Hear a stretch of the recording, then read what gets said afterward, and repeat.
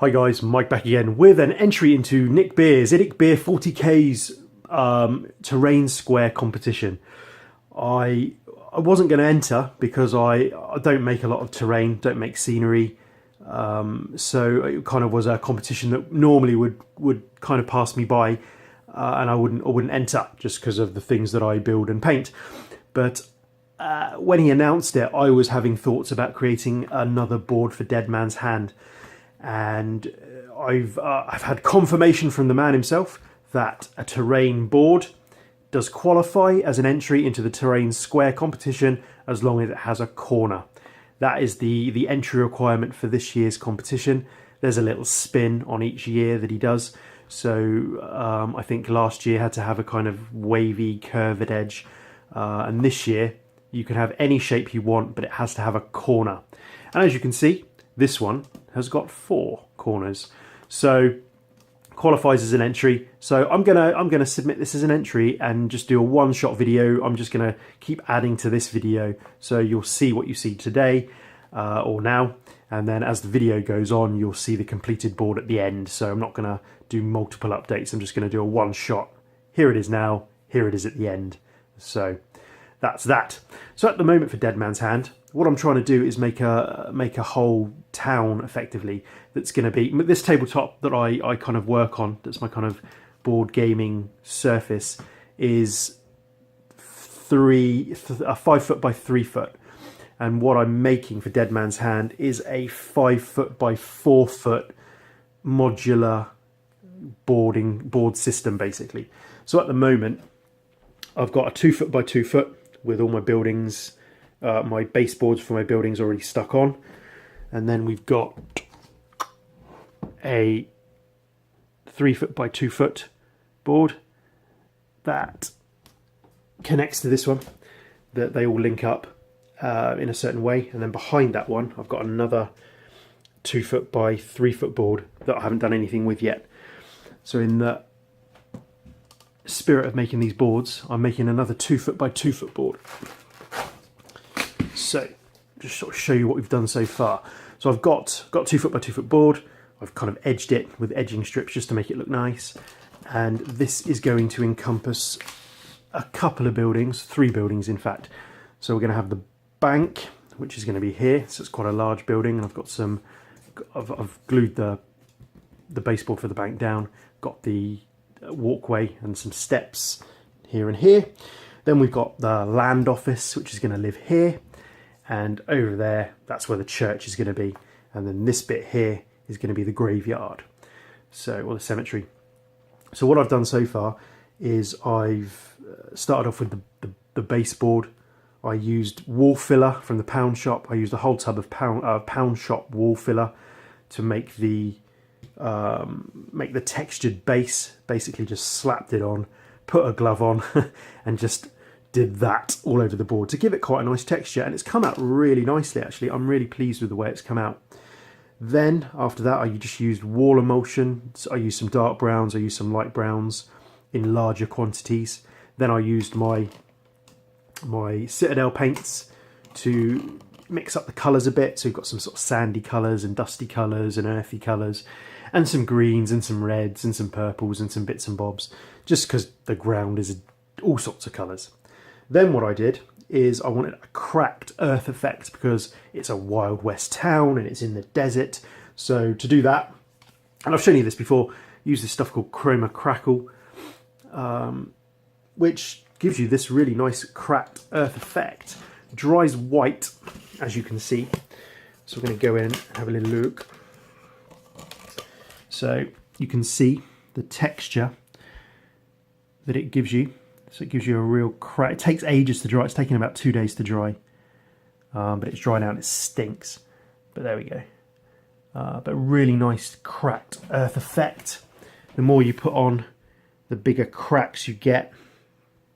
So we've got really nice cracked earth effect. It does flake a bit. So the next stage is going to be giving the whole thing. Let's just elevate you again. The next stage is going to be to give the whole thing a coat of watered down PVA, just to lock in the kind of cracked texture so it doesn't flake off.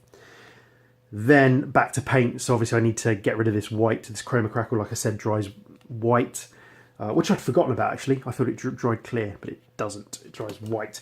So I need to rectify that with some more browns and whatever other colour mud and desert is. And then basically I'm going to go in with the weathering powders. So I've got my trio of weathering powders that I'm using for all boards for Dead Man's Hand. So I'll start off with these Pro Pigments and use raw umber, raw sienna and some yellow ochre, just as a starting point really, just to get some dusty earth effects down. Got me pigment fixer to hold it all down.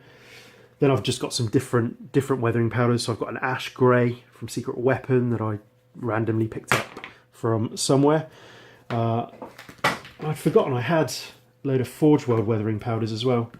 So I'm going to go for some light earth and some bone dust and some medium earth and some faded green, oops, and some grey ash. Oh, we've got lots of grey ash.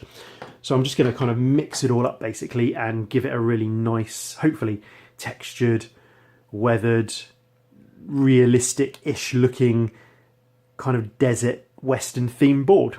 So that's what I'm going to do. So that's my entry to Nick's Terrain Square with a Corner competition. So I'm going to stop the video now. I'm basically going to finish this board. I'm on like it's nearly 7 minutes of video, so I want this video to kind of be about a 10-minute probably. So I'm going to stop now, finish it, and then get back to you and show you what it looks like. So I'll see you in a sec. And we're back with the finished result basically. So yeah, I've gone in with about some Citadel paints, probably about 6 or 7 different browns and sandy type textures, and then probably gone in with probably a dozen or so different weathering powders, and just sort of have at it really, just to see, you know, to get a nice texture. Up here is the cemetery that I said before, so that's kind of like got a bit of a green hue to it, you know, kind of like sort of dead bodies buried underneath. Yeah, so this is my Western style board. I'm going to put the buildings back on it quickly, just so you can kind of get a picture of what it's actually going to look like in a game scenario. So I'll catch you in a sec. Okay, guys, and that's the kind of finished look for this board, at least anyway. Like I said, I've got the bigger board and the other 2x2 board, which has got different buildings on it, but this one is kind of like my bank and the church and a little outhouse. I mean, there's this kind of a gap there. There's nothing there, so that can be, you know, freestanding stuff can go there. And I've got the land office down here. So I'll just give you a bit of a closer look at ground level, as it were. I'll just get the camera kind of in. So we've got the First National Bank, owned by Mackay Banking. So we've got all of that there. A couple of horse hitches, and opposite the bank we've got the land office and a drinking trough there, and another horse hitch on this side. We've got some boardwalk stuff here too. Then over here we've got the church.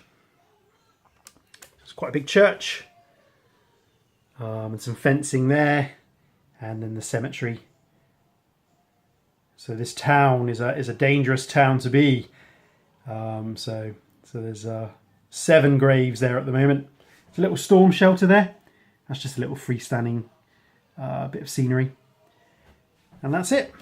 And then just a little freestanding outhouse building. Hasn't got anything in it, and it's just freestands. So, but it's just, you know, a little bit of extra scenery. So I'm really pleased with this, the way the board came out. To be honest, I think it looks pretty good. I think the ground looks relatively decent for a Western type town. And again, this is just the one board, small board. And again, little small games can be played on this board, but then they all kind of link together to form one big town. which I might put together at one point when I do another Dead Man's Hand update. So that's it for this video. This is my entry to Nick's New Year's. No, it's not Nick's New Year's painting challenge. It's Nick's Terrain Square with a Corner competition. So that's it. And I'll catch you on the next one. Cheers, guys.